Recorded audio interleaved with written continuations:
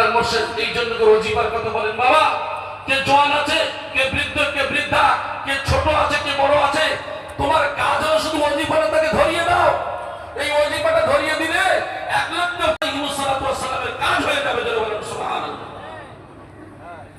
এই ছোট্ট ওজিফার ফজিলত এমন, অথচ আমরা দুর্ভাগা ওজিফা করতে চাই না। ওজিফা করতে যাবে, ওজিফা শুরু হলে আমরা তাড়াতাড়ি করে বার হয়ে যাই। হ্যাঁ, কোনো কাজ থাকতেই পারে, কিন্তু আপনি চলতে ফিরতে উঠতে বসতে সর্ব অবস্থায় আল্লাহর জিকির করা আপনার জন্য নিষেধ নাই, করতে পারে। তারপরে রিজকে হালাল খেতে বললেন। রিজকে হালাল, এই হালালের উপর শুরু রহমতুল্লাহ কতটা জোর দিলেন। যদি আমি আলোচনা করেছিলাম হালালের বিষয়ে, এই হালাল খেতে হবে। আমি আপনি যত ইবাদত বندگی করি, যত ভালো করি, তাকবীরের সঙ্গে নামাজ পড়ছি, কিন্তু নামাজের মধ্যে আমার আপনার স্বাদ আসে না, ঠিক আশা মিটছে না, বিভিন্ন ভাবে মন মস্তিষ্ক আলাদা হয়ে যাচ্ছে। কারণ আমার রিজিকের মধ্যে যদি হারাম থাকে, তাহলে এই হারাম কি করবে? আপনার মন মস্তিষ্ককে তো ভরিয়ে দেবে। এই হালাল খাদ্যের উপর কেন জোর দিয়েছেন?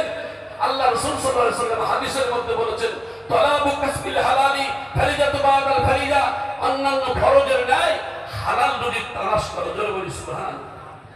ইয়া আইয়ুহার রাসূল কুলু মিনাত তাইয়্যিবাতি ওয়া আমালু সালিহান, ইয়া আইয়ুহাল্লাযীনা আমানু কুলু মিন তাইয়্যিবাতি মা রাযাকনাকুম।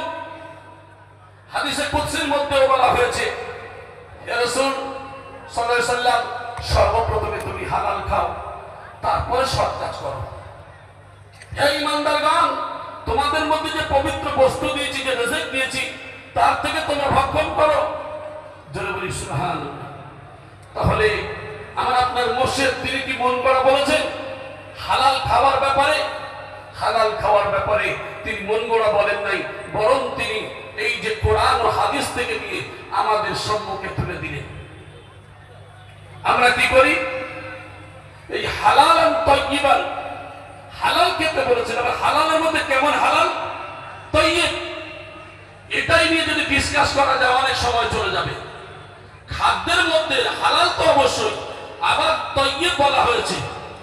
কেমন কেমন পাক পবিত্র বস্তু, এরপরে যদি চিন্তা করা যায়, আমরা অনেক হালাল খাদ্য খাই, যে হালাল খাদ্য খাওয়ার কারণে আমাদের শরীরের কোষ আছে, যে কোষগুলোকে আমরা অনেক সময় মেরে দিই। কিডনি খারাপ হয়ে যায়, হার্ট খারাপ হয়ে যায়,